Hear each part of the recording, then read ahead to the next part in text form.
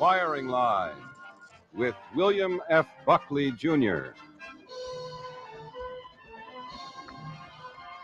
Our guest tonight, Steve Allen.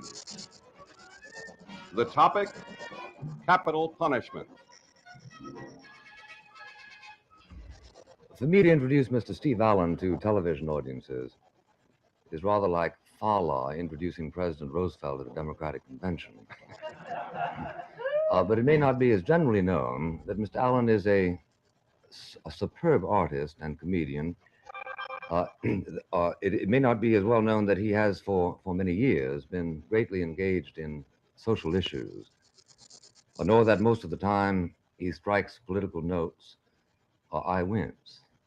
Even as I saw him wince on one occasion when I struck a chord on the piano in his presence. I forget what drove me to that fit of musical elation.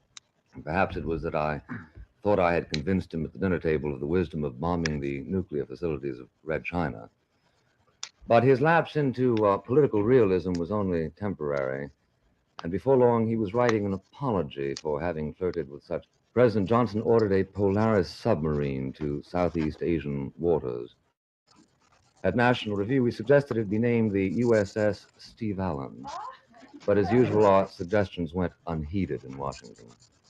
Mr. Allen has asked the conversation tonight be on the subject of the death penalty, and I must confess that I shall emerge as an inadequate adversary because my own thinking on the subject is confused, which, come to think of it, should make Mr. Steve Allen feel quite at home.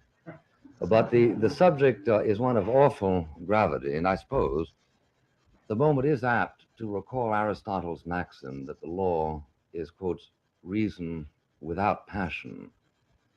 It is hard to speak dispassionately on the subject, but there is no harm in trying, is there, Mr. Allen?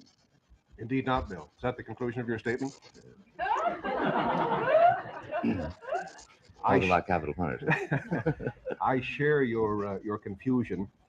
It's good of you to concede it, and I think it's important to concede that at the outset of this kind of a discussion, because I think the national mind is confused on this issue. What often represents one force against the other in the individual's mind, I think, is emotion against reason. There are many people, I think, who are against capital punishment when they consider it in sort of an abstract way, but who suddenly find, almost against their better judgment, they think that they are reverting to a more barbarous or vengeful frame of mind when they contemplate the horror that was perpetrated by an Adolf Eichmann or someone who assaults a small child or something of that sort. One of the things that I hope we will get into tonight, Bill, because it interests me, and I think it may reveal something about the whole issue, is why this particular issue should be one concerning which, in general, granting all due exceptions, the right, the conservative and or reactionary wing in American politics, seems generally in favor of capital punishment. I'm aware that there are, as I say, individual conservatives who are opposed to it. But in general, the right is in favor of it. I have no formal statement prepared for this particular portion of the program, and I won't take any longer with it now, but I'll just say that I'm very pleased to have the opportunity to discuss it with you. Before we get into this discussion, let's pause in our program for just 1 minute. The question is why the right wing tends to favor capital punishment in the sense that the left wing does not. And I think, A, that it's a good question, and B, that the generality is correct. I think it has to do with a general tendency in the right wing to subscribe to the notion that each person is his own decisive moral agent. I think it is correct that people who are generally associated with the left have more repeatedly adopted the theme that it is society rather than the individual which is ultimately responsible for the commission of crime. They attribute more significance to the environmental factors. That's correct. That's correct. And in the course of doing so, there is, I think, a very definite cleavage in the general tendency towards the idea of the individual. In other words, the materialist, the determinist, the whatever, the Freudian, in many respects Freudian, who tend to believe that a crime is merely the logical result of a whole series of a confluence of a whole series of pressures, which make more or less inevitable the commission of that crime, tend to be taking a position rather different from that of the conservative who believes generality is correct, that the individual has an awesome power over himself to commit or not commit a crime at a particular moment. Do you Yeah. agree? Yes, you and I think, would walk very far along this particular path with this particular argument. For whatever it's worth, to clarify my own view, I happen to be a believer in free will, not a disbeliever. Not to coin a phrase, of course, the issue is one of degree. Man in general seems to have come to conclude that the will is not quite as free as he would have insisted it was, say, a century ago. He might, a century hence, conclude that it's somewhat less free than he now thinks it is. I also would assume that the will is less or more free from individual to individual, and even within the same individual at certain times, based on my own experience and study and conjecture. I think there are probably various reasons why conservatives generally favor capital punishment. I think one of them may be so obvious there's the traditional risk of overlooking it, and that is simply that it exists and that it has existed for a long time. And there is, A venerable sanction. yes, there's the presumption in favor on the part of most conservatives and most even middle of the roaders with some conservative tendencies to sort of go along with whatever has been around for a long time and hasn't outraged the civic conscience. A third reason. Well, of course, if that's the case, then don't we agree that, as in certain other matters, the conservatives seem to be losing out? Because the incidence of capital punishment, as you no doubt know, has reduced enormously Yes. in this country during the past 20 years. 7 last year compared to, what, 190 in 1935. I'll be gracious enough to concede that the very fact that the trend on the chart is down by no means establishes the rightness of the direction, the correctness of the direction, I should Excellent say. point.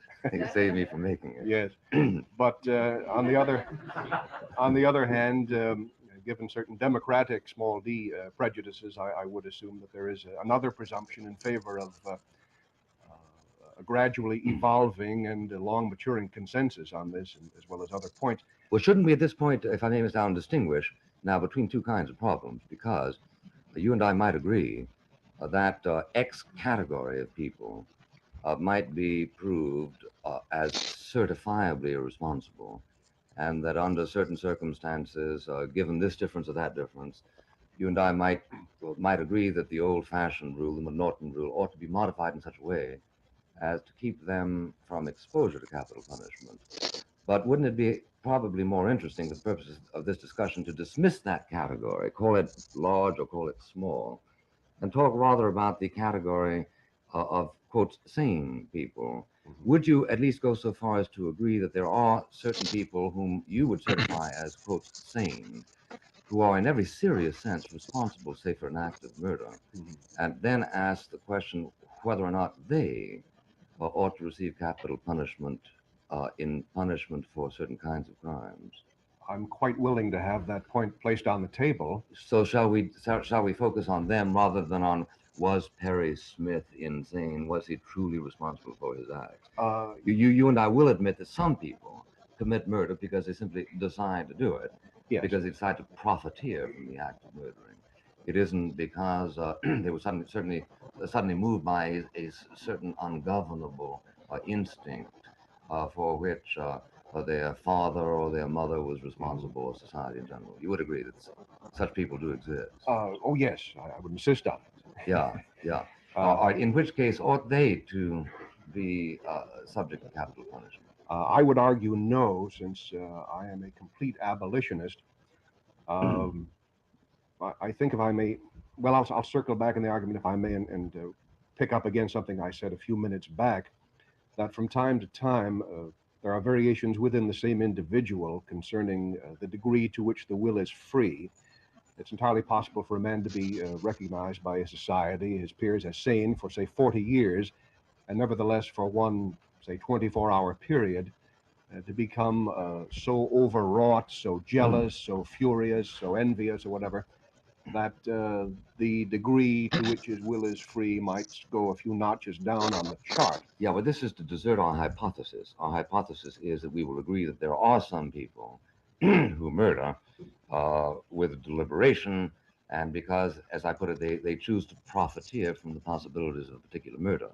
So let's concede the existence of your marginal people and talk about them. Well, I think I'm talking about the same individuals you are, but I think I'm looking at them in a different way. Well, but then it's a circular argument. If you say, look, everybody's normal up until the moment he commits murder, and then he's not normal, how can I say anything interesting? That's your problem, not mine. Oh, it's your problem if you will agree to the hypothesis. You see. Perhaps we can just let this part of the argument rest, since it seems to have rubbed up against a kind of a blank wall, and perhaps try another avenue of attack. I think, Mr. Buckley, we might ask Mr. Allen just what is the matter with capital punishment? What's Death, wrong with it? presumably. What is the matter with capital punishment? Never mind that. Who is talking to us?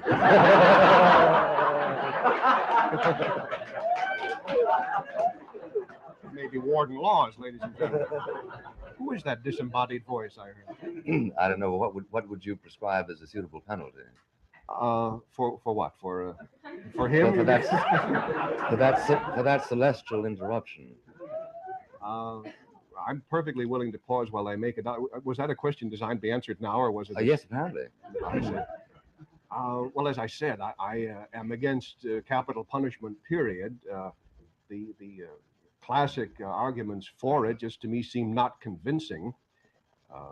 The most common argument, as I'm sure Mr. Buckley well knows, is that it serves as a deterrent. People are quite prepared to admit that the bloodshed is horrible and all that sort of thing, but they say society must be protected, and it certainly must. That's clear enough.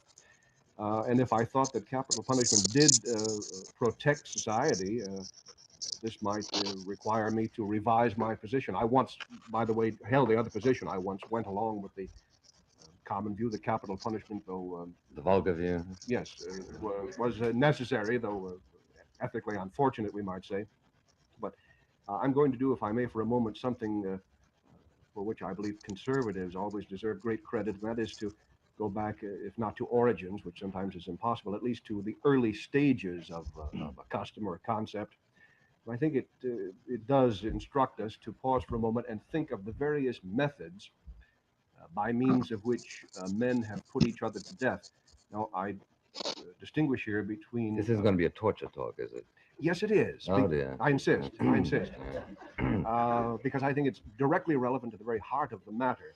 As I say, it's a matter of asking how has this thing worked out over centuries, and I think that has a lot to do with how it's working out now. Before I list these horrors and tortures that Bill's mentioned, I want to draw your attention to the fact that I'm not talking about barbarous crimes committed by psychotics. We'd naturally expect psychotics to do all sorts of terrible, horrible, bestial things. I'm talking about things done by the state, endorsed by the pillars of society. Now, let's talk about what some of these things are just quickly. Strangling, being eaten by insects. I cannot even on television, I'm very serious about this, mention the method by which Edward II was killed, by having a poker introduced into his anatomy. I'll just mention that, a red-hot poker.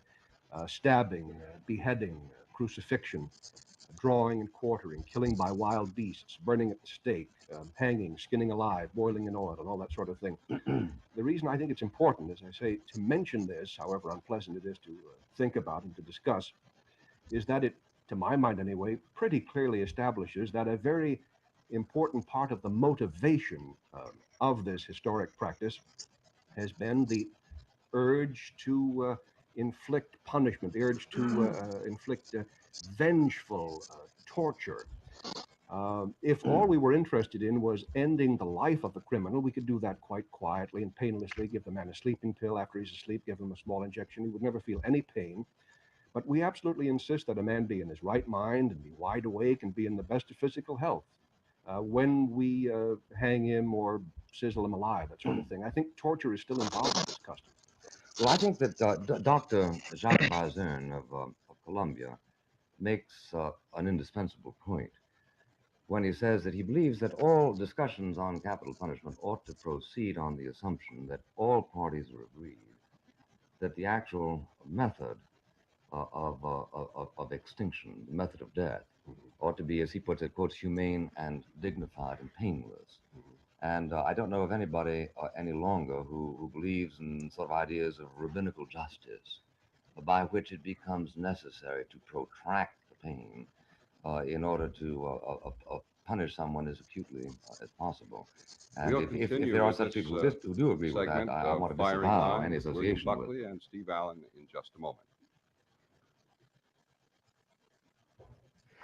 Well, what I was saying just briefly is that I think that all people ought to agree with Dr. Barzun that there is no point, no case to be made at all for torture associated with an act of capital punishment. Now, you and I both know that there's a tremendous amount of unavoidable psychological torture, Yes. Which is a necessary part of the act as it is. An inevitable part of it. An inevitable part of the act, yes. But now let me ask, if I may, whether you've ever heard of what I call the Vandenhog dilemma. I don't I believe wrote that. about it one time, but you may have missed it. The Professor Professor Vandenhog, uniquely, so far as I know, makes a point of devastating consequence. As far as I know. Now, listen very carefully. I'll do my best. Yeah, the way he puts it is this: the figures don't prove one way or the other whether capital punishment is a deterrent to certain kinds of crime. About this, everybody seems to be agreed. So, says he, the dilemma is as follows. Absence of statistics which absolutely establish that capital punishment is not a deterrent, one must rule on the assumption that the alternatives open to society are the following. A, that a convicted murderer shall be put to death, or that a person will proceed to murder an innocent person as a result of the absence of that deterrent. So that in practical effect, a judge who, let us say, has before him the discretion of ordering the execution of a convicted murderer must ask himself, in the absence of evidence to the contrary, will my failure to execute this man who is guilty result in the murder of an innocent person who might not otherwise have been murdered? That constellation of ideas is accurately described as a dilemma. Yes. Yes. How would you crack it? I don't think I can. Certainly not now. If I do, I'll call you back later in the evening. But I think the judge, in the presence of a situation which can be indeed accurately characterized as a dilemma, perhaps is arrogating to himself a certain godlike power, which I certainly wouldn't want to manifest in this admittedly puzzling situation. Nevertheless, deciding to do something practical for which he has no logical support. Well, no, on the contrary, this is highly logical. It's highly logical that unless we know that the opposite of a proposition isn't so, we must proceed on at least the admissibility of that proposition. And if a judge feels that by murdering, let's say, by executing, let's say, a Carol Chessman, he might actually deter, and nobody has said to him that it is inconceivable that he would, deter another potential criminal from doing the kind of thing that Carol Chessman did, then it doesn't precisely the force of logic and experience require him not to be godlike in the sense of transcending the empirical arguments and simply voting not to execute a person when duty would seem to suggest that the alternatives are executing a convicted murderer or committing to death an innocent victim. But those are by no means the only conceivable alternatives. Well, those are the only alternatives I'm talking about: kill him or not kill him. Yes, but the second set of alternatives, the result of taking one or another of the first two, to me seem considerably more open. In other words, it's entirely possible, and it observably has happened, that a judge has decided not to kill a convicted murderer, and that convicted murderer has not killed anyone else. I'm talking about him. I'm talking about somebody else. Somebody being deterred. Not even a relation, just somebody Yes. else. Now, in other words, unless you are in a position to prove that the deterrent factor simply doesn't exist, and so I have never seen anything that does prove this. I've seen only speculations on the subject. it seems to me that you have a very considerable burden here by acting on a series of arbitrary assumptions, the result of which could cause the death to innocent people. All that one can do in this kind of a dilemma is resort to the statistical evidence. There is now no criminologist of any reputable standing who holds to the once widespread and popular view that capital punishment is very clearly a deterrent. And the counter argument is that in the absence of such proof, we ought not to go on killing human beings, No, since but, we but, might be but, but doing so nor is needlessly. there any respectable criminologist who holds the contrary. We do know, let's appeal for a moment not to statistics or criminologists, but to our common sense. We do know that there are X number of people who take toy cat pistols with them when they go to rob a bank. Because if they take actual pistols, they might end up firing at somebody, and off they go to the chair, right? That is one So, reason so, why so, one so might th- take a toy correct. pistol. So that why people don't get killed as a result of the effectiveness of this deterrent. And might I, while we're on the subject of deterrent, ask you this: don't we have certain difficulties with the notion that if capital punishment is not a deterrent, then life imprisonment, which is vastly preferred by most guilty, is less of a deterrent, right? And if we don't believe in the deterrent idea, what business have we imprisoning Prisons at murderers all. at all? Yeah. I'm very glad you've opened up this particular question. And gotten away with from the Vandenhag law. We can perhaps return to that. But I think it is a very good idea to have our viewers, and for that matter, you and I, examine the concept of deterrence. I started to say the whole concept, but I don't know if either of us is qualified to do that. The average person, motivated by common sense, as you say, would assume, and common sense does, after all, seem to tell us that if you say to a child, now don't eat that candy bar while I'm out of the room, or I'll take away your allowance, common sense would assure you that the candy bar will be there when you get back. But we often find that it is not in reality, as distinguished from abstract theory. Therefore, as I say, we should look at this idea of deterrence. And I offer, Bill, here two common concepts representing common and tragic reality, uh, depending actually on one's point of view. The one concept is war. The one reality is war. Now, if we know anything about war, it is that a great many people are killed in war. I'm deliberately belaboring the obvious here. In the Second World War, for example, some 40 million people were killed, and all war is hell, as the saying is.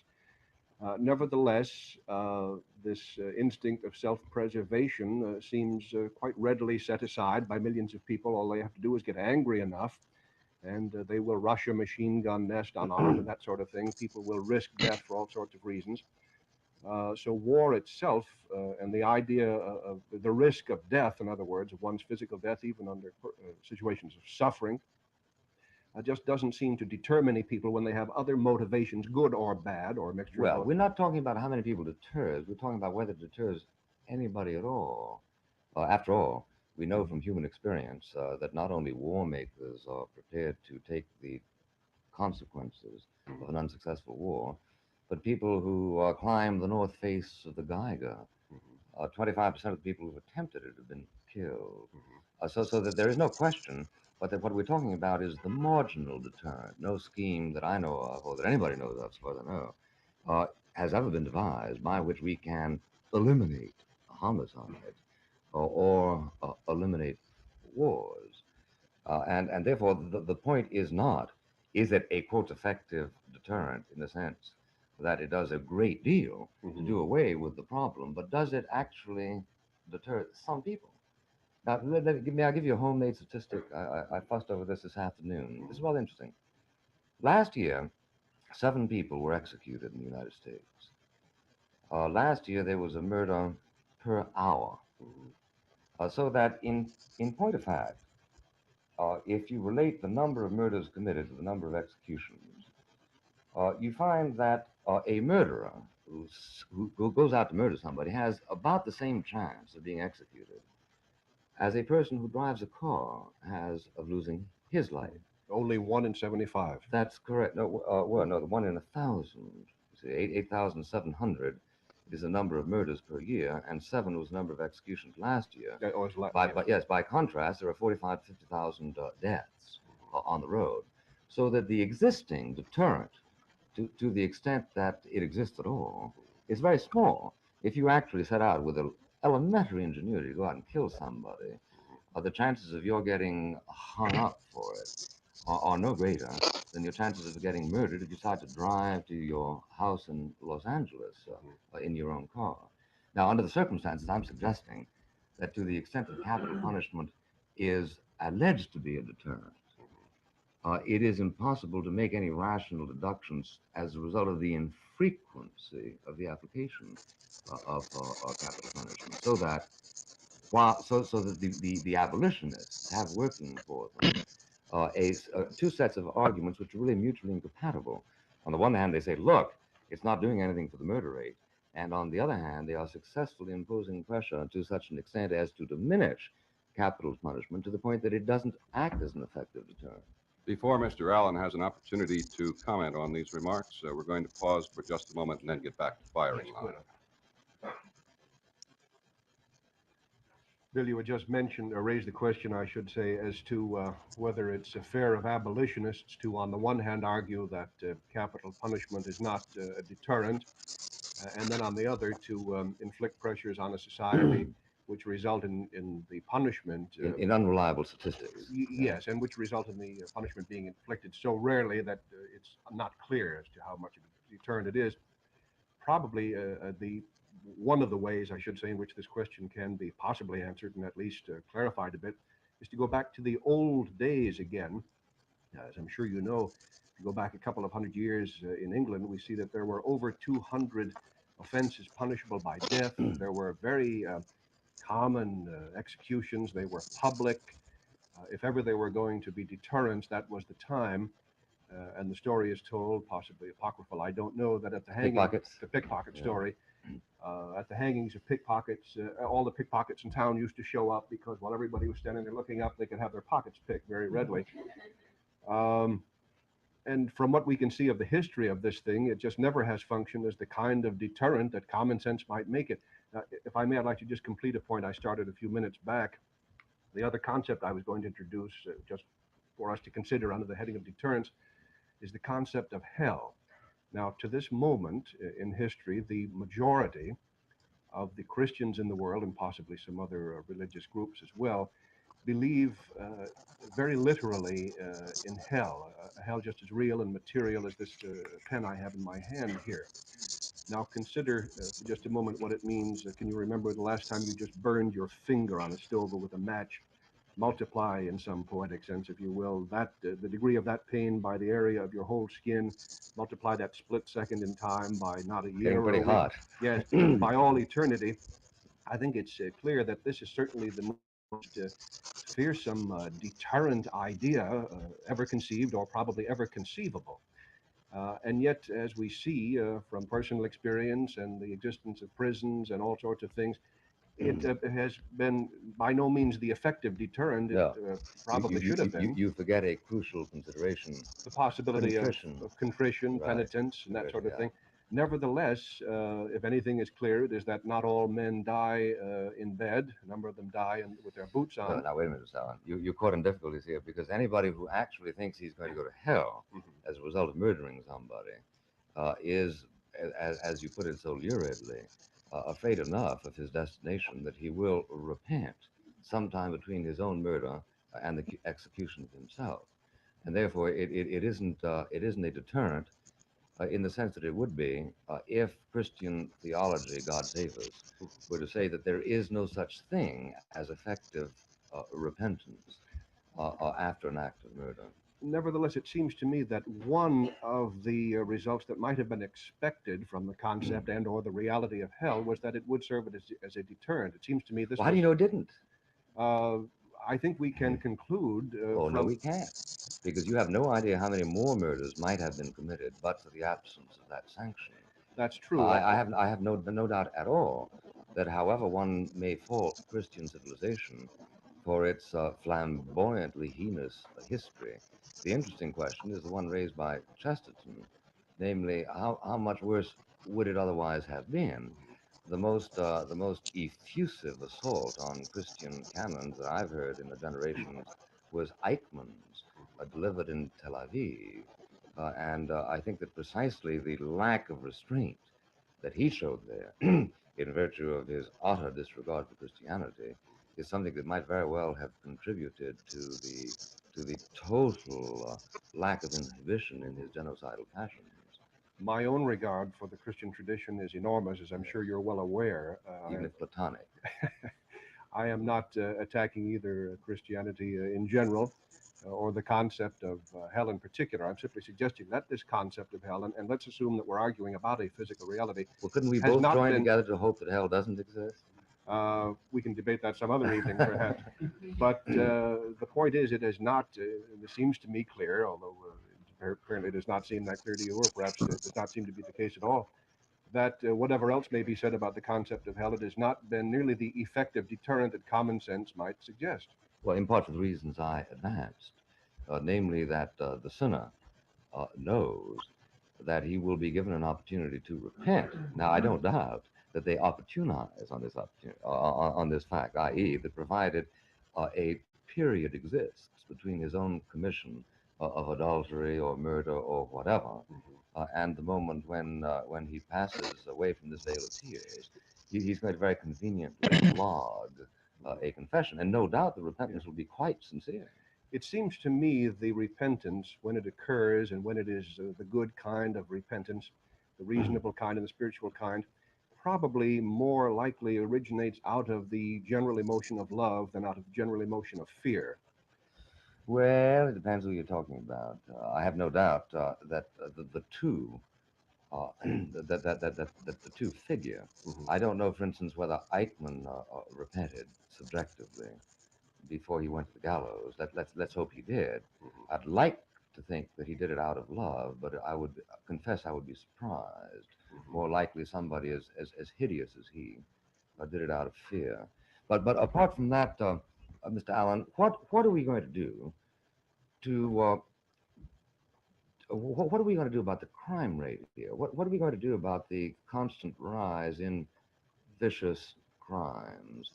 Do we not have to worry to a certain extent about capital punishment as a subject of considerable fear because it is demonstrated that innocent people got the chair, innocent people were hanged. But isn't it true that this is simply an aspect of the general fallibility? After all, an awful lot, many more people get innocently killed because we happen to elect the wrong statesman at a particular period in history. I happen to think a lot of people are getting killed in Vietnam because we elected the wrong statesman a while back and misinstructed them on the subject. There is no way that I know of to make absolutely certain that an innocent person will be protected. But isn't the focus of discussion at this point increasingly on the rights of the 7 people who get executed and insufficiently on our obligation as a civil society to prevent their victims from getting hurt? This one fellow per hour. Yes, I would quite agree that the primary consideration is the protection of society. I don't think Yeah. there's any question of that. I am sure you would Now, not. can you correlate the two with reference to the Vandenhog dilemma, which you said you wanted to get back to? I'm not exactly straining at the bit to get back to that, am I? No, I'm sure that you, Bill, would never be guilty of the simplistic either-or thinking, which many people, I submit, are guilty of in somehow placing the victims of horrible crimes on one plate of the scale and the criminals themselves on the other. And You somehow, sure I won't disappoint you? I have every confidence. And somehow assuming that if one is concerned about the legal protections and the human rights and so forth of criminals, it therefore logically follows, which obviously it does not, that one has no regard for victims. I assure you that when I read in the paper of some atrocious crime, my blood rises at the same rate as anybody else's. Yeah. If some member But of my mine might be more purposive than yours, right? You might be able to contain yours, you see, and weep privately. But some people weep efficaciously. And I say that it is highly romantic to assume that there is zero relationship between crime and punishment, isn't there? There's got to be some relationship. Yes, I would argue that there must be some, or as you correctly said earlier, then why prisons? Why any kind of punishment? Now, for instance, I don't mean to say this provocatively, but have you, in the course of a highly engaged career, come out for any specific proposals which would have the effect of maximizing the security of innocent people? I have from time to time endorsed specific proposals to strengthen individual police forces, that sort of thing. Again, I say that at the top of my list, among the various components, factors of this large equation, is the protection of society. And one of my reasons, therefore, for opposing capital punishment is that it does not seem to me to have been established that it protects society. I argue that it brutalizes society. There are statistics, as I'm sure you're aware, which demonstrate, whether reliably or not is a separate question, but which demonstrate that on a few days before a publicized execution, there is an increase in the number of murders. Dr. Graves of California has accumulated these statistics. Well, Conservatives would are. that be true of the depiction of violence on television? Then, for instance, have you taken a stand against that? Yes, I have. Would you go so far as to say, therefore, that the very existence of violence as a workaday fact of life excites those animalistic instincts? Would you go so far as to advocate censorship of books that deal with violence? Uh, we can discuss the issue of censorship some other evening. Censorship to me seems to be an issue with even fuzzier edges than the one with which we're dealing this evening. This is a censorship, I should say, is an issue concerning which that golden mean fine balancing point can never be established. Perhaps if there were only two human beings on Earth and they'd worked at it a very long time, they might eventually satisfy the two of them that some fair balance has been achieved. But as soon as you introduce a third human being, I think you make some kind of a geometric impossibility of balance. But isn't this an argument in futility? Because you're really saying, yes, I will accept the fact that an execution tends to brutalize people, and I am interested. I, Steve Allen, am interested in society. But why wouldn't you carry over the syllogism that you just finished making on over to other applications? Laws against violence on TV, laws against violence in books. Now, I hasten to add that I would not be in favor of those laws any more than I would use that as an argument against capital punishment. But I'm interested in your soul and in your consistency. I am in favor, as I'm sure you are, and probably all people who regard themselves as right thinking are, of less violence on television, less violence in reality. But you want to pass a law But I'm conservative enough. abolishing capital punishment in part because it brutalizes society, but you're not willing to pass a law against violence on television, even though you also think it brutalizes society. Why? Well, we're dealing now with the question of censorship. Of course, when you get into the issue of law, you're discussing rather that essentially mysterious concept of freedom, concerning which nothing can ever be scientifically established, and precious little can even be logically established, Well, now, wait a except on minute. the basis of granted premises. But you just finished making a scientific generality having to do with the number of the amount of violence preceding an execution, public or private. Why is it proper to make that observation as regards capital punishment, but improper to make it as regards other evidence? Well, there are other factors in the two equations. In one case, we are killing human beings. We're sizzling them and frying their brains. And on television, sort of thing doesn't happen except in an abstract or dramatic sense. But surely it is the inflamed imagination that is going to go on to crime as a result of an execution. And in point of fact, we know that executions and crimes of violence are infinitely more vividly portrayed on television than they are in the bowels of San Quentin prison in the privacy of a few keepers and a few members of the press. Gentlemen, I'm sorry to interrupt at this point when the discussion is getting so hot right here in our studio, but it's necessary for us to pause in just a moment.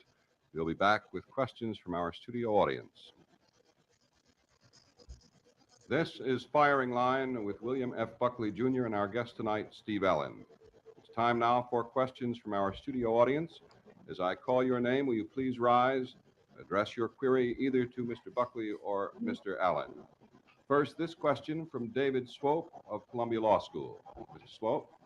Buckley, I simply wonder if at present only 7 people are sentenced to capital punishment each year, and the deterrent effect of capital punishment is therefore doubtful. Is it therefore your opinion that we should extend and make more effective the administration of capital punishment and convict perhaps 70 or 700 or 7,000 or whatever is necessary each year? And if that is your position, doesn't that raise a much more serious question of the liberties of those people who are convicted? Well, I wouldn't be in favor of convicting more people than have actually committed murders. The question is whether more people should be executed. There were 50 people convicted of first-degree murder in California last year. But there were only, I think, one or perhaps two executions in California. I raised the point of how many people actually have been executed only to suggest that arguments against capital punishment based on deterrence are probably irrelevant. My own personal feeling tends to be that capital punishment ought to be carried out, at least for organized crime, not for crimes of passion, and those are indeed 82% of crimes, but for organized crimes, and I myself would tend to favor the execution of criminals who had committed murder for hire. But not to significantly extend the range of offenses for which capital punishment No, no, should no, be. no. I don't know of any crime that is not now covered by that particular penalty that I think ought to be. So we shouldn't really compare the deterrent effect of capital punishment with the statistics on the highway, because that statistic was in relation to all murders, not just the murders that we would even think of applying this particular penalty for. No, I don't think that would be correct either, because the breakdown of the murder per hour does not necessarily suggest that the frame of mind of the potential murderer is unaffected by the deterrent factor. In other words, if what you're saying is X number of the people who commit murders would be completely unaffected by the deterrent factor, I say I agree. As I would agree with you with the complementary banality that X number of people who drive on the road are utterly unaffected by the luridities that are so often expressed, for instance, in the Reader's Digest and other public services that show them the actual dangers of driving. The next question is from Genevieve Lapan. Ms. Lapan. My question is to Mr. Buckley. I'm wondering how you can justify taking another person's life with your Christian conscience. Well, the saints whose readings I find interesting had no trouble as far as their conscience was concerned. And I've never suggested that I am more sanctified than they or have a greater insight into Christian theology than they. I do remind you that the fifth commandment, thou shalt not kill, are derived from a Greek word, and that the original Greek word was thou shalt not murder. I think anybody who knows anything at all about Christian history knows that a capital punishment has always been sanctioned by the overwhelming majority of Christian theologians. So I'm not striking out on any new ground here. I think, though, you are. I think Mr. Allen would like to strike out on some new ground. I would just Yeah. like, if I may be able to add a comment to that. I think it is relevant and significant, too, that increasingly the forces in the abolition movement are Christian forces, or at large religious forces. In fact, all the major faiths are now represented. The Catholic Church has not taken an official position emanating from the Vatican, but there are many individual Catholics and individual Catholic organizations, as well as I say, the other churches, Protestant and Jewish groups, very active in this movement. Quite correct. This book, I think, is the best of all of those published on this subject. It's titled The Death Penalty in America. It's a collection of pieces, and it represents all, or many, I should say, shades of opinion on this particular question. And I would just parenthetically add... I hope it's Random House, is it? It's an anchor book. Mr. Cerf is here. I have not been able to find, I think this is a very important point, I've not been able to find a book in favor of capital punishment. I'm sure such books must exist, but every time I read a book about capital punishment, it's against it, and I think that's... Try the Bible. That has been tried, and in this particular regard, I'm afraid that ambiguity, at least according to certain Christian theologians, results. The Bible gives two sides of this issue. Now, let's find another question here. This one from Rita Filoramo. Buckley, earlier in the discussion, I believe you mentioned something about the form of capital punishment. And it's true, I believe that in 7 of our states, that capital punishment by hanging is still used. And in Utah, shooting and hanging, either one, I guess. Now, you mentioned something to the effect that you didn't believe in nowadays that the capital punishment was carried out to inflict severe pain upon an individual, something like that. How can you explain that shooting? No, Especially I can only explain that by agreeing with Mr. Allen and implicitly with you that the legislatures of the individual states have not thought through these particular atavisms. In New Jersey, for instance, or in many states of the Union, you're not even allowed to give somebody on his way to the death cell a drink of whiskey, let alone a shot of morphine or whatever. And I think this is absolutely wrong, and that pressure should be brought to bear to devise humane ways, assuming this isn't contradictory terms by which the death penalty be carried out. So I agree with you in deploring a brutal means of execution. If I may, Bill, I'd like to add a brief word to your earlier suggestion that we check into the Bible for some authority in this instance, in this argument. The Old Testament suggests, in fact, absolutely insists on over 30 offenses, which it frequently says, surely, that's a quote, must be punishable by death. And you have already this evening taken a position, therefore, which brings you in opposition with the Old Testament. And I congratulate you for it. Oh, do you? Yes. I think you're more used to disagreeing with the Bible than I am.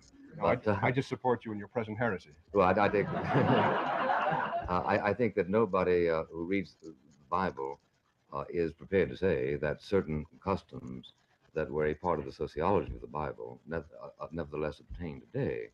Unquestionably, the Bible has got to be read mutatis mutandis with certain changing conditions. The question is whether or not there is any comfort in the Bible itself for the dogmatic insistence that the state has no right to take a person's life under certain circumstances. And I don't see that any stretching of the Bible would be capable of that. Thank If you, you can gentlemen, think of for your any way, you comments. can bring it up after the I'm next sorry. question. Sorry we have to interrupt at this point, and thank you, audience, for your questions. We'll be back in just a moment. Mr. Allen, I've been terribly interested in what you've had to say, and I say that very sincerely. At the speed with which you produce, I have no doubt you will have written an encyclopedia on the subject sometime before next year. And I thank you very much for coming. Thank you, Bill. It was a And pleasure. it's always a pleasure to listen to you. My pleasure. Pleasure to listen to you. One last sentence. There are now 72 nations on this planet which have outlawed capital punishment. I would like to see the United States become 73. Thank you, Bill.